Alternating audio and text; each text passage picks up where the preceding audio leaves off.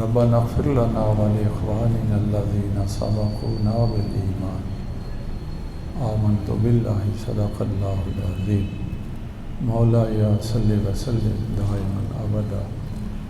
على حبيبك خير الخلق كلهم. حاضرین گرامی قدر، برادران اسلام ذوالعزت والاحترام، صوفی باصفا، عالم نبیل، فاضل جلیل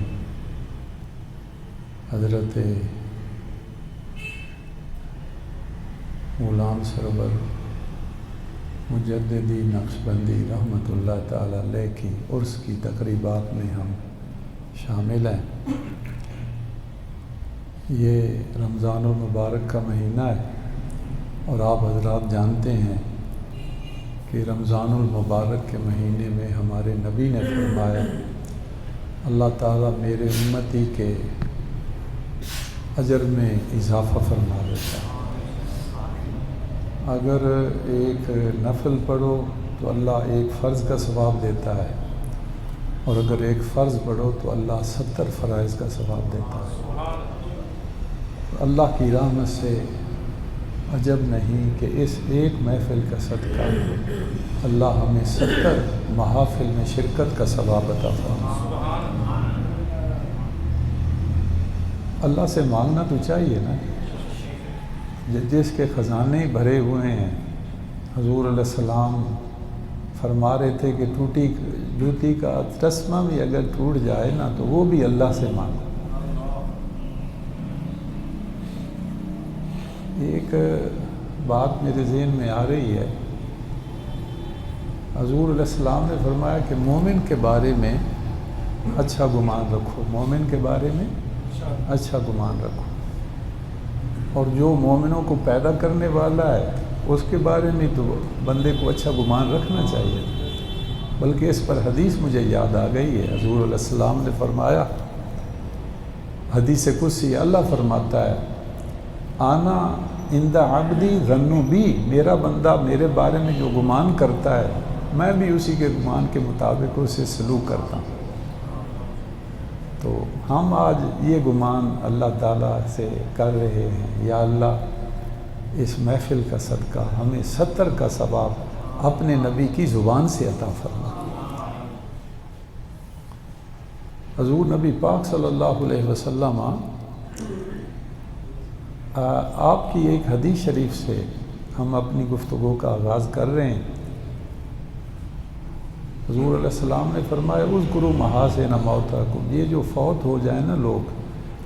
ان کی کوئی اچھی بات یاد کر لیا کرو جب وہ فوت ہونے کے بعد۔ یہ 40واں کلوں کا ختم، 7 کا 10ویں کا یہ عرس کی محفلیں،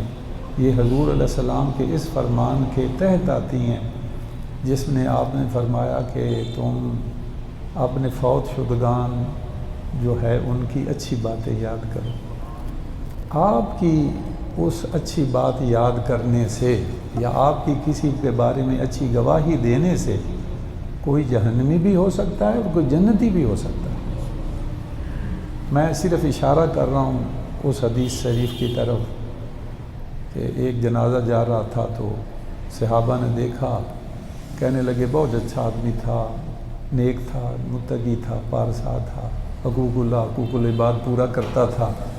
حضور علیہ السلام نے فرمایا اس پر واجب ہو گئی۔ پھر کچھ دنوں بعد ایک اور جنازہ گزرا تو لوگوں نے کہا کہ یہ آدمی جو ہے یہ ظلم کرتا تھا، دوسروں کا حق مارتا تھا۔ آپ نے فرمایا اس پر واجب ہو گئی۔ تو صحابہ نے عرض کی یا رسول اللہ اس پر کیا واجب ہوئی اور اس پر کیا واجب ہوئی؟ آپ نے فرمایا تم اللہ کے گواہ ہو،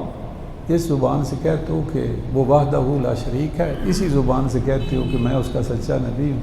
جب کسی کے فوت ہونے کے بعد کوئی تم گواہی دیتے ہو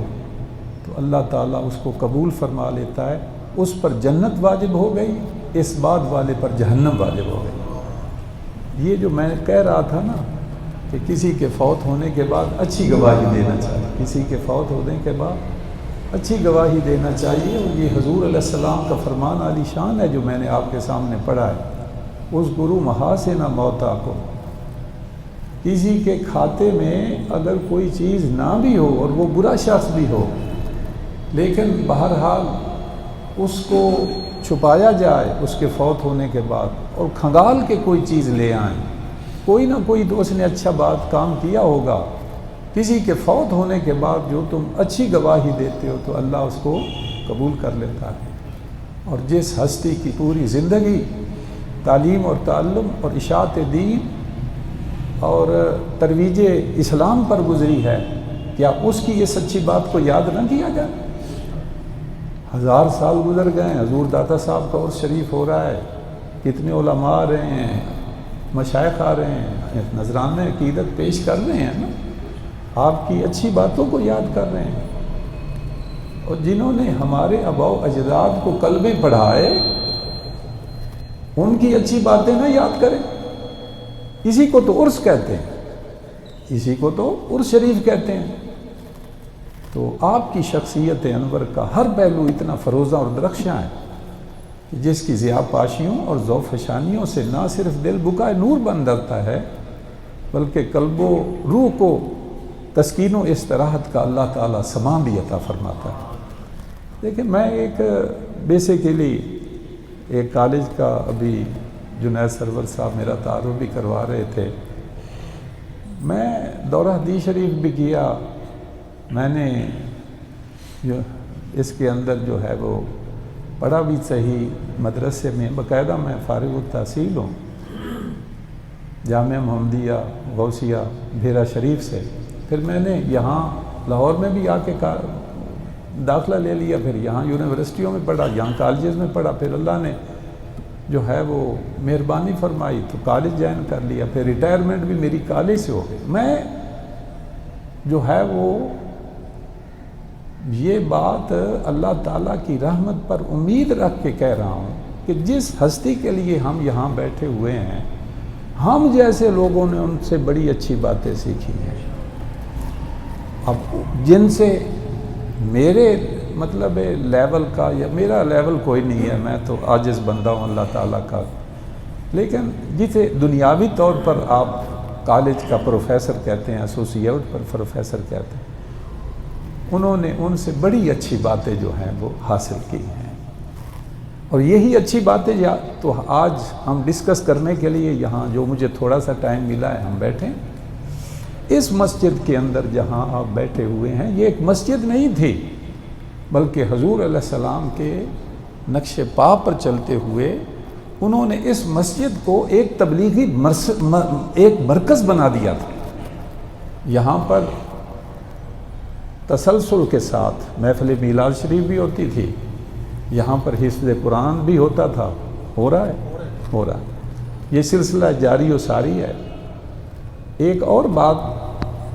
جس کی طرف میں توجہ دینا آپ کی دلانا چاہتا ہوں وہ یہ ہے کہ یہاں پر ہم نے یہ جو ہم کالج کے پروفیسر حضرات تھے، جس میں میں بھی شامل تھا، جناب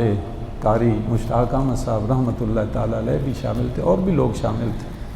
ہم نے یہاں ایک صوفی صاحب نے اس وقت ان کی کلاس لگائی، اور ہم جو کالج میں پروفیسر حضرات تھے ان کو یہاں پر بلایا اور ہم لوگوں کو پڑھاتے رہے۔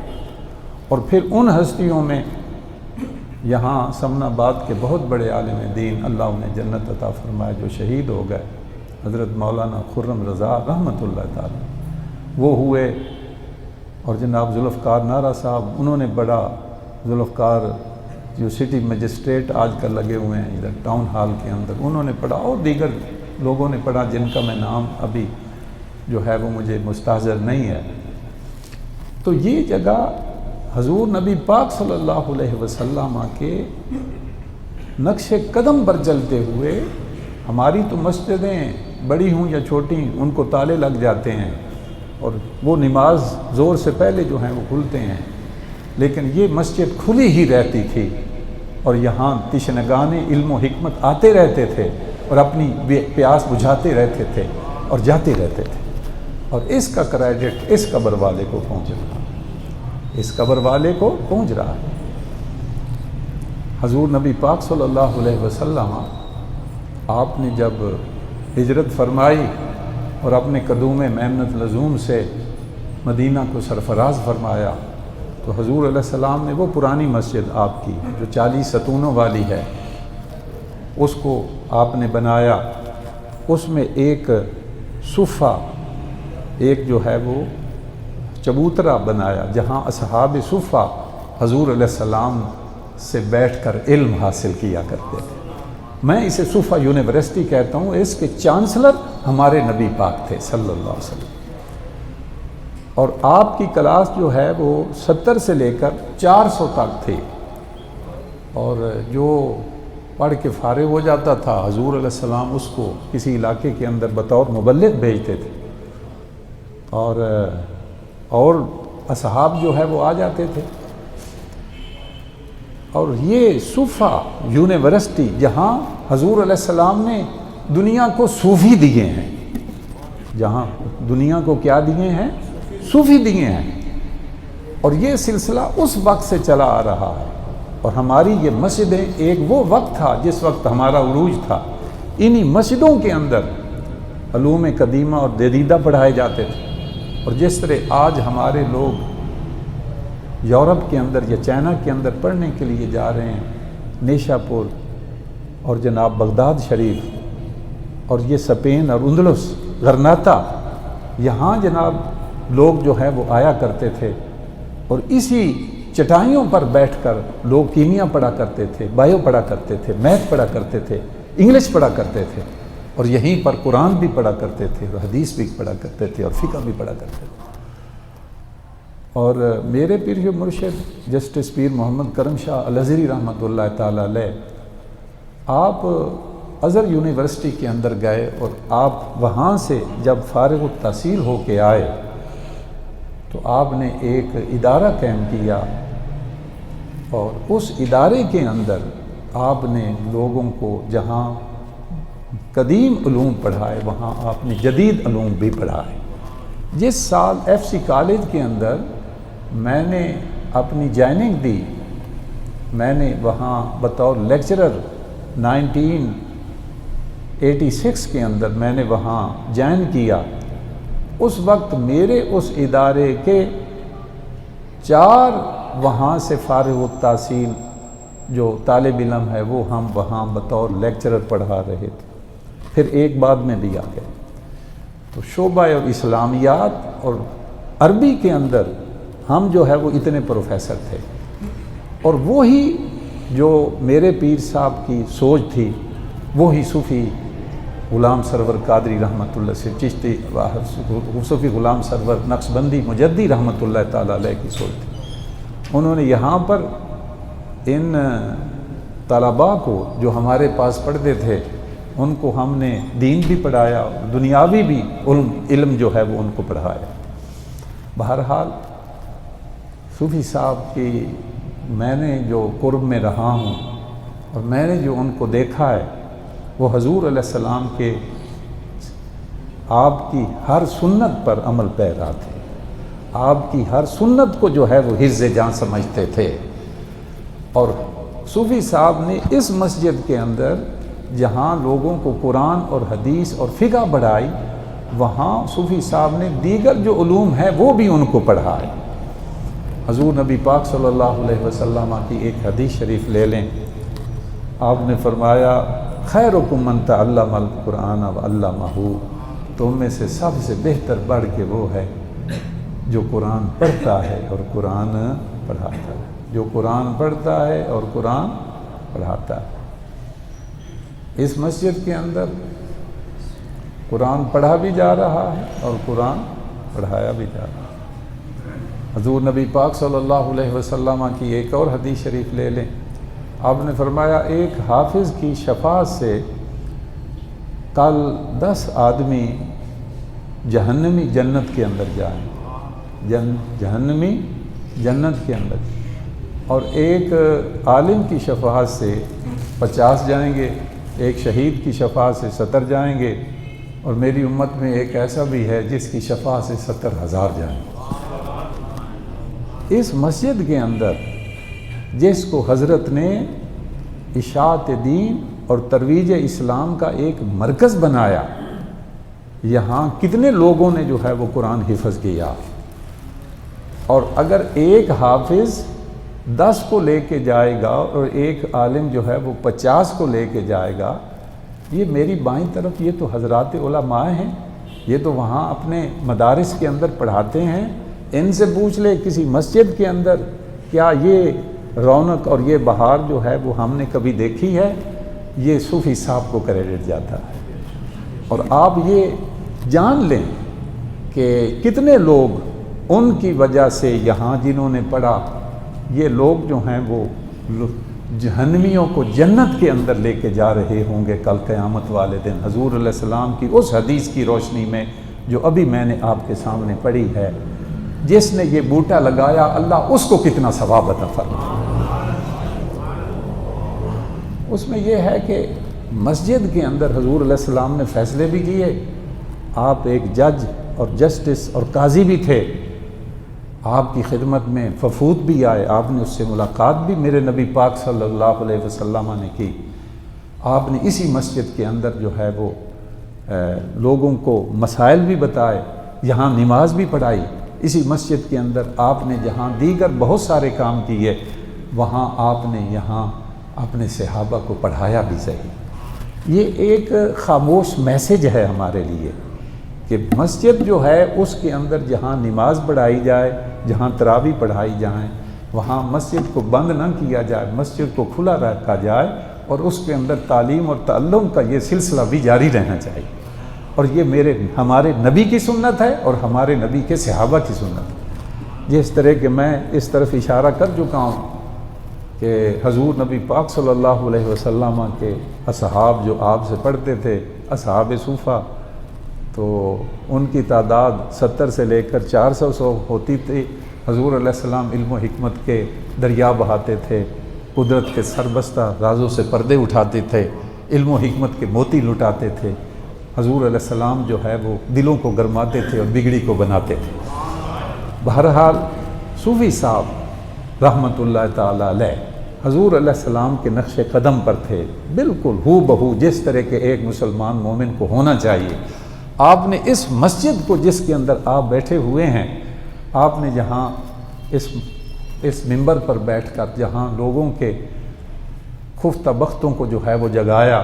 علم و حکمت کے جہاں موتی لٹائے، وہاں صوفی صاحب نے یہاں اس مسجد کو بطور مدرسہ یا بطور ایک یونیورسٹی یا آپ اس کو ایک کالج کہہ لیں، اس طرح بھی آپ نے اس کو جو ہے وہ استعمال کیا، اور یہ کریڈٹ صوفی صاحب کو جاتا ہے رحمۃ اللہ تعالیٰ۔ بہرحال ایک مرتبہ اچھا ایک اور میرے ذہن میں صاحبزادہ صاحب بات آ گئی، حضور دادا صاحب رحمۃ اللہ تعالیٰ علیہ کے ساتھ مجھے یاد آ رہا ہے کہ وہاں ہم نے ایک کمرہ لیا تھا، تو وہاں بھی ہم لوگوں کو جو ہے وہ پڑھاتے تھے، اور یہ آج سے کوئی 30 سال پہلے کی میں باتیں کر رہا ہوں آپ کے سامنے۔ تو صوفی صاحب نے وہاں بھی ایک جو ہے وہ جو دار ارقم کی یاد تازہ کی ہے، سبحان اللہ، یعنی گھر کے اندر صوفی صاحب نے وہاں پڑھائے، مسجد میں حضور علیہ السلام کی سنت پر عمل کرتے ہوئے لوگوں کو پڑھایا، آپ نے صحابہ کو پڑھایا، صوفی صاحب نے جو ہے وہ لوگوں کو پڑھایا۔ اور میں آپ کی خدمت میں ایک اور چیز جو ہے وہ اس موقع پر جو ہے وہ کہنا چاہتا ہوں۔ ایک مرتبہ ہم نے یہاں پروگرام بنایا کہ مزارات جو ہے ان کی حاضری دینی چاہیے، اس دور کے اندر ایک ٹھنڈی بس کا انہوں نے جو ہے وہ اہتمام کیا، یہاں سے ہم لاہور سے نکلے، چونکہ آپ جانتے ہیں ان کی جو عقیدت ہے، ان کی جو محبت اور ان کی جو نسبت ہے وہ آستانہ عالیہ شرک پور شریف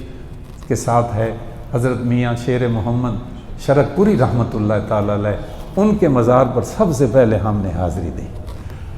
اچھا ایک چیز اور میرے ذہن میں آ گئی ہے، یہ بھی آج سے کوئی 40 سال پہلے کی بات میں کر رہا ہوں، یوم مجدد ایک برکت حال ہوتا تھا، وہاں وہ بڑے اہتمام کے ساتھ بہت سارے علماء کو اس کے اندر اکٹھا کرتے تھے، اور حضرت مجدد الفسانی رحمۃ اللہ تعالیٰ علیہ کے افکار اور ان کے خدمات دینیہ پر ہر سال وہ یوم مجدد منایا کرتے تھے۔ آستانہ عالیہ حضرت شرک پور شریف رحمۃ اللہ تعالیٰ علیہ ان کے توسط سے آپ یہ کام جو ہے وہ کیا کرتے تھے۔ تو مجھے وہ شعر قلندر لاہوری رحمۃ اللہ تعالیٰ علیہ کا یاد آ رہا ہے، جو میرے نزدیک منطقی بھی ہیں، فلسفی بھی ہیں، اور میری دانست کے مطابق بہت بڑے صوفی بھی ہیں۔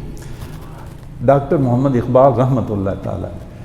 آکسفورڈ اور کیمبرج یونیورسٹی کے پڑھے ہوئے، علوم مشرقی اور مغربی کے جامع، وہ آپ فرماتے ہیں گردن نہ جھکی جس کی جہانگیر کے آگے، گردن نہ جھکی جس کی جہانگیر کے آگے، وہ ہند جی جس کے نفس گرم سے ہے گرمی احرار، جس کے نفس گرم سے ہے گرمی احرار، وہ ہند میں سرمایہ ملت کا نگہبان، اللہ نے کیا جس کو بر وقت خبردار۔ یہاں اس بر صغیر پاک و ہند کے اندر حضور سیدنا مجدد الف ثانی رحمۃ اللہ تعالیٰ علیہ کو یہ کریڈٹ جاتا ہے۔ یہ جتنے بھی دیگر صوفیاء کرام یہاں بر صغیر پاک و ہند کے اندر آتے رہے ہیں، وہ اشاعت دین اور تبلیغ اسلام کے لیے آتے رہے ہیں، انہوں نے دین جو ہے اس کی تبلیغ کی، اور حضرت مجدد پاک نے اس دین کو بچایا ہے، انہوں نے دین کو پھیلایا ہے، اور مجدد الف ثانی رحمۃ اللہ تعالیٰ علیہ انہوں نے دین کو بچایا ہے۔ یہ آپ کی اسپیشلٹی ہے حضرت مجدد پاک رحمۃ اللہ تعالیٰ، انہی کے نقش قدم پر چلتے ہوئے ان کی تعلیمات کو عام کر رہے تھے، ان کی جو ہے وہ اس فکر کو عام کر رہے تھے، اور کوئی چیز ان کو مجدد پاک رحمۃ اللہ تعالیٰ علیہ کی مل جاتی تھی تو اس وقت جب کہ یہ ہمارے پاس جیسے اب ہم یہ وسائل ہمیں اشاعت اور یہ تبلیغ کے جو ہے وہ میسر آ گئے ہیں، تو ایک دفعہ ایسا ہوا کہ میں تقریباً یہاں پر بڑے عرصہ پہلے جناب ڈاکٹر بشیر احمد صدیقی صاحب رحمۃ اللہ تعالیٰ علیہ، انہوں نے میرا تعارف صوفی صاحب سے پہلی مرتبہ کروایا۔ تو میں یہاں ایک مرتبہ جو ہے وہ تقریر کرنے آیا تو میں بھلا گیا، تو انہوں نے مجھے اس کی کیسٹ جو ہے وہ میری جتنی یہاں پر تقاریر ہوئی نا وہ ساری کی ساری انہوں نے مجھے پیش کی، اور انہوں نے یہ کہا کہ جتنے علماء حضرات یہاں آتے ہیں ہم سب کا آن ریکارڈ، ہمارے پاس سب آن ریکارڈ ہیں، اور میں جو ہے وہ آپ کو بتانا چاہتا ہوں نشیستن گفتن برخاستن والا یہ معاملہ نہیں تھا، بلکہ ان کے جو دونوں بیٹے ہیں اب اپنے والد کے نقش قدم پر چل رہے ہیں، حسنین کریمین کی جوڑی کا صدقہ اللہ اس جوڑی کو سلامت رکھے، اور حضور نبی پاک صلی اللہ علیہ وسلم کا فرمان عالی شان ہے، رجل صالح یدعو لہ، وہ آدمی بہت خوش نصیب ہے جو قبر کے اندر لیٹا ہوا ہے اور پیچھے ان کی اولاد اس کے لیے دعا کر رہی ہے۔ اگر کوئی ربنا اغفر لی ولوالدی وللمؤمنین یوم یقوم الحساب پڑھے تو وہ آدمی خوش نصیب ہے، اور جس کے جناب بیٹے اشاعت اسلام کر رہے ہیں، اپنے باپ کی اس شمع کو روشن کر رہے ہیں، اور اس کی تابانیاں اور اس کی جو ذوفشانیاں ہیں اس کو اور گہرا کر رہے ہیں، اللہ پاک ان کے والد کو قبر کے اندر کتنا ثواب عطا فرمائے۔ تو اس میں یہ ہے کہ حضور نبی پاک صلی اللہ علیہ وسلم آپ کی یہ جو حدیث شریف میں نے ابھی پڑھی ہے کہ حضور نبی پاک صلی اللہ علیہ وسلم نے فرمایا خوش نصیب ہے وہ والد جو قبر میں لیٹا ہے اور جس کی اولاد پیچھے سے اس کے لیے کیا کر رہی ہے، دعا کر رہی، صرف دعا کر رہی، اشاعت اسلام نہیں کر رہی، تبلیغ دین نہیں کر رہی، اس طرح اشتہار نہیں چھاپ رہی، علماء کو نہیں بلا رہی، صرف دعا کر رہی ہے، وہ خوش نصیب ہے۔ تو حضرت کی خوش نصیبی کا عالم کیا ہو، حضرت کی خوش نصیبی کا عالم کیا ہو۔ اچھا، میں نے آپ اس کو چونکہ میرا موضوع ہے یاد رفتگاں، جو چلے گئے ان کی یادیں، اور اس میں سے جس ہستی کو میں جو آج ہمارے ممدوح اور موصوف ہیں وہ حضرت صاحب ہیں، ان سے میں کہہ رہا تھا کہ ہم نے بہت اچھی باتیں سنی ہیں، ہم نے سیکھی ہیں۔ تو آپ ایک مرتبہ جو ہے آپ وہاں جو آپ کا آفس تھا نا، اس میں بھی آپ نے اس کو ایک جو ہے وہ تبلیغی مرکز بنایا ہوا تھا، وہاں بھی آپ اپنے جو آپ نے کولیگ تھے ان کو آپ واضح و تلقین کرتے تھے، ان کو جناب دین کی طرف بلاتے تھے اور ان کو جناب نیکی کی باتیں بتاتے تھے. کہو سبحان اللہ. اچھا، اب یہ ہے جو میں آپ سے بات کہنے جا رہا ہوں، وہ یہ ہے کہ آپ ایک محکمے میں ملازم تھے، تو ایسا ہوا کہ آپ ریٹائر ہو گئے، تو میں نے ہی ان سے یہ سوال کیا کہ وہ جناب جو گریجویٹی ہمیں ملتی ہے تو اس پر انٹرسٹ بھی لگتا ہے، تو آپ ایسے ہی کوئی پتہ نہیں بات چھڑ گئی، تو آپ کے پاس ہم بیٹھے ہوئے تھے، تو انہوں نے کہا کہ جی میں نے تو فیصلہ کر لیا ہے کہ میں جو میری کٹوتی ہوئی ہے میں صرف وہ میں اصل زر لوں گا، تو میں وہ ان سے جو انٹرسٹ ہے نا وہ نہیں لوں گا. تو میں نے کہا یار دیکھیں حضرت صوفی صاحب سے میں نے عرض کی کہ اس وقت ڈالر دیکھیں 1 سال کے اندر ڈالر کہاں پر پہنچ گیا، 1 سال کے اندر سونا کہاں پر پہنچ گیا ہے. کٹوتی جو ہے وہ میری ہوئی ہے 1986 کے اندر، پھر 87 کے اندر، پھر ہر مہینے ہوا کرتی تھی، یہاں تک کہ 30 سال ہوتی رہی. 30 سال کے بعد حکومت جو ہے وہ ہمیں وہ واپس کر رہی ہے، تو اس ہمارے جو ہے وہ پیسے سے وہ فائدہ اٹھاتی رہی ہے. اب ان کا پتہ نہیں کیا حساب کتاب ہے. تو صوفی صاحب نے ایک ہی بات کہی، میں نے کہا جی یہ ڈی ویلیویشن جو روپے کی ہو رہی ہے اس کے بارے میں آپ کا کیا خیال ہے؟ انہوں نے فرمایا میں نے اپنے رب سے حساب نہیں کرنا، میں نے اپنے رب سے حساب نہیں کرنا. اللہ پروردگار سے جو حساب نہیں کرتا اللہ بھی اسے بے حساب عطا کرتا ہے، اللہ بھی اسے بے حساب عطا کرتا ہے. اور یہاں آپ حضرات کی خدمت میں میں یہ عرض کر رہا تھا کہ یہاں سے شرک پور شریف سے ہوتے ہوئے ہم جو ہے وہ ادھر آگے وہ حجرہ شاہ مقیم پہنچے، وہاں مزارات پر حاضری دی. وہاں وہ جو بزرگ ہیں وہ پہلی مرتبہ میں وہاں گیا تو وہاں ایک جو ہے وہ نیم پلیٹ ان کی لگی ہوئی تھی، اس کے اوپر یہ لکھا ہوا تھا کہ وہاں اوپر گنبد بنا ہوا تھا اور اس کے نیچے اس کا تاریخ وہ لکھی ہوئی تھی کہ یہ گنبد یا یہ مزار جو ہے وہ کب بنوایا گیا. تو وہاں لکھا ہوا تھا کوئی 350-400 سال پہلے اس بزرگ کا وہ مزار بنا ہے اور وہ گنبد بنا ہے. مطلب یہ ہے میں آپ کو رودات اس لیے سنا رہا ہوں کہ اس سفر کے اندر بڑے ہمارے اوپر عجائب جو ہے وہ کھلے. تو اس کا مطلب یہ ہے کہ آج سے 400 سال پہلے بھی ایسے لوگ موجود تھے جو قبروں پر گنبد بناتے تھے، اور حضور نبی پاک صلی اللہ علیہ وسلم کے گنبد خضرا کو جس وقت شہید کرنے کا ان سعودی حکومت نے پروگرام بنایا تو بڑا سخت ریئیکشن جو ہے وہ پوری مسلم امہ کی طرف سے آیا. انہوں نے کہا کہ آپ نے یہ گنبد جو اس جنت البقیع شریف کے اندر ہے وہ تو آپ نے مسمار کر دیے ہیں. ہاں جی، ایک شورش کشمیری صاحب ہوتے تھے،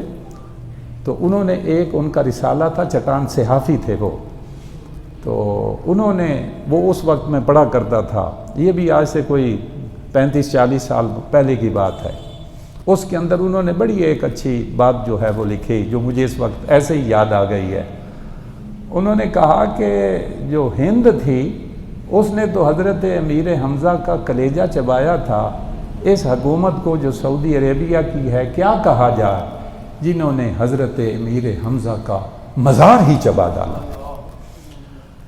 تو اس میں یہ ہے کہ جب بی بی صاحبہ کا یہ مزار، وہ نیٹ پر آپ جائیں نا، آج کل تو بڑی ایڈوانسمنٹ آ گئی ہیں، اور وہ مزارات پر جو گنبد اس وقت ان بزرگوں نے بنائے جو ہم سے آج سے جو ہے وہ پہلے گزر گئے، وہ سارے جو ہے وہ دین سے کورے تھے. صرف جو دین کی سمجھ ہے آئی ہے وہ آج کے دور میں جو یوٹیوب پر بیٹھے ہوئے ہیں، جو فیس بک پر بیٹھے ہیں، ان مفتیوں کو آئی ہے، یا یہ جو اس مسجد کے اندر پڑھا رہے تھے یا پڑھاتے رہے ہیں، یا مدارس، اور یہ جو ایک نیٹ ورک ہے ایک وسیع و عریض پوری صدیوں کے اندر پھیلا ہوا ہے، جہاں پر علماء جو ہے وہ بن رہے ہیں اور نکل رہے ہیں اور تبلیغ دین کر رہے ہیں، وہ زیادہ بہتر جانتے ہیں یا یہ یوٹیوب اور نیٹ، یہ یوٹیوب اور فیس بک کے مفتی زیادہ جانتے ہیں؟ تو بہرحال یہ اس وقت ہمارے اوپر یہ آشکار ہوا کہ ہاں ایک بات جو میں کہنا چاہ رہا تھا حضور علیہ السلام کے گنبد خضرا کے حوالے سے، تو یہاں وہ بر صغیر پاک و ہند کے اندر بھی ان کا ایک ڈیلیگیشن آیا سعودی حکومت کا، تو انہوں نے کہا کہ یہاں ملاقاتیں کی یہاں کے علماء سے، تو ہمارے علماء نے ان کو یہ کہا کہ آپ ہمیں یہ بتائیں کہ جس وقت حضور علیہ السلام کی قبر انور بن گئی تھی، اس وقت جو اوپر اس کے جو ہے وہ کمرہ تھا، وہ حضرت سیدہ عائشہ صدیقہ رضی اللہ تعالی عنہا کا حجرہ، وہ جس وقت بن گئی تھی تو وہ صحابہ نے اس کو گرا دیا تھا؟ انہوں نے کہا جی نہیں، گرایا تو نہیں تھا۔ تو اس کا مطلب یہ ہے کہ قبر کے اوپر جو کہ نبی اللہ کے نبی کی قبر ہے، اس کے اوپر جو ہے وہ چھت بنائی جا سکتی ہے، اور گنبد خضرا شریف بھی بنایا جا سکتا ہے، اور اس وقت یہ باز آئے، نہیں تو ان کے تو بڑے جو ہے وہ مضموم جو ہے وہ عقائد اور نظریات تھے۔ بہرحال صوفی صاحب کی معیت کے اندر یہاں سے ہم حضور بابا فرید الدین مسعود گنج شکر رحمۃ اللہ تعالی علیہ آپ کے مزار پر انوار پر پہنچے، وہاں حاضری دی۔ پھر جو ہے وہ ایک دن کا یہ ہمارا پروگرام تھا، وہاں جاتے ہوئے بھی ان اولیاء کے بارے میں، خاص کر کے اپنے پیر و مرشد کے بارے میں آپ ہمیں بہت اچھی جو ہے وہ باتیں کہہ رہے تھے، اور آج ہمیں وہ باتیں جو ہیں وہ یاد آ رہی ہیں اور ہم ان کو یاد کر رہے ہیں۔ تو اس میں یہ ہے کہ ایک آخر کے اندر حدیث شریف جو ہے وہ آپ کو میں سنا کے اپنی گفتگو جو ہے وہ ختم کر رہا ہوں۔ حضور نبی پاک صلی اللہ علیہ وسلم نے فرمایا، جہاں محفل ذکر ہوتی ہے، جہاں کیا ہوتی ہے؟ محفل ذکر ہوتی ہے، تو زمین سے لے کر آسمان تک فرشتے ہی فرشتے چھا جاتے ہیں، اور وہ دوسرے فرشتوں کو جو ادھر ادھر اڑتے پھرتے ہیں ان کو بتاتے، وہ بلاتے ہیں ادھر آ جاؤ، یہ ہماری مطلوبہ جگہ ہے، یہ ہماری مطلوبہ جگہ ہے۔ تو جب وہ مجلس جو ہے وہ ختم ہوتی ہے تو تازہ ڈیری فرشتے اللہ کی بارگاہ علی جناب کے اندر پیش کرتے ہیں اس مجلس ذکر کی۔ تو اللہ فرماتا ہے، میرے فرشتوں مجھے یہ بتاؤ، وہ میرے بندے جو اس مجلس کے اندر بیٹھے ہوئے تھے انہوں نے مجھے دیکھا ہے؟ تو فرشتے کہتے ہیں یا اللہ دیکھا تو نہیں ہے۔ رب پاک فرماتا ہے گواہ رہنا، جو بن دیکھے میرا ذکر کر رہے ہیں میں نے سب کو معاف کر دیا۔ فرشتے کہتے ہیں یا اللہ ایک آدمی ایسے ہی جھانک رہا تھا، وہاں وہ لوگ بیٹھے ہوئے تھے تو اس نے جھانک کر دیکھا کہ یہ کیوں بیٹھے ہوئے ہیں، اس کے بارے میں کیا خیال ہے؟ اللہ پاک فرماتا ہے کہ ہم الجلساء لا یشقی جلیسہم، ان بیٹھنے والوں کے صدقے میں نے اس کو بھی معاف کر دیا۔ اچھا، اب یہ ایک محفل ذکر کی بات ہے جناب، یہ ہماری جو ہے وہ مجلس کتنی ہے؟ 91۔ یہ مجلس جو ہے وہ 391، یہ تو صرف مجلس میلاد ہے، محفل میلاد کی بات کر رہے ہیں، ابھی ہم اس کی بات نہیں کر رہے جو اتوار والے محفل ذکر ہوتی ہے۔ محفل ذکر قرآن کی محفل کو بھی محفل ذکر کہتے ہیں، ہاں جی، درس قرآن کو بھی محفل ذکر کہتے ہیں۔ اچھا، اس میں یہ ہے، ابھی وہ میں بیچ میں شامل نہیں کر رہا۔ اچھا، یہ جو محافل ہیں ان کے صدقے اللہ نے کتنوں کو معاف کیا ہو۔ اچھا، اور اس حدیث کی تحت میں یہ کہہ رہا ہوں، یہ ثواب اللہ پاک نے کس کو عطا فرمایا ہو؟ تو یہ وہ محفل ہے، میں آخر کے اندر کہہ رہا ہوں، جس میں کوئی بد نصیب آتا نہیں ہے، اور آ جائے تو بد نصیب رہتا ہی نہیں ہے۔ تمہارے گھروں میں جانے سے پہلے اس عرس شریف کی برکت کے صدقے اللہ کی رحمتیں تمہارے گھروں میں پہنچ چکی ہیں۔ وآخر دعوانا ان الحمدللہ۔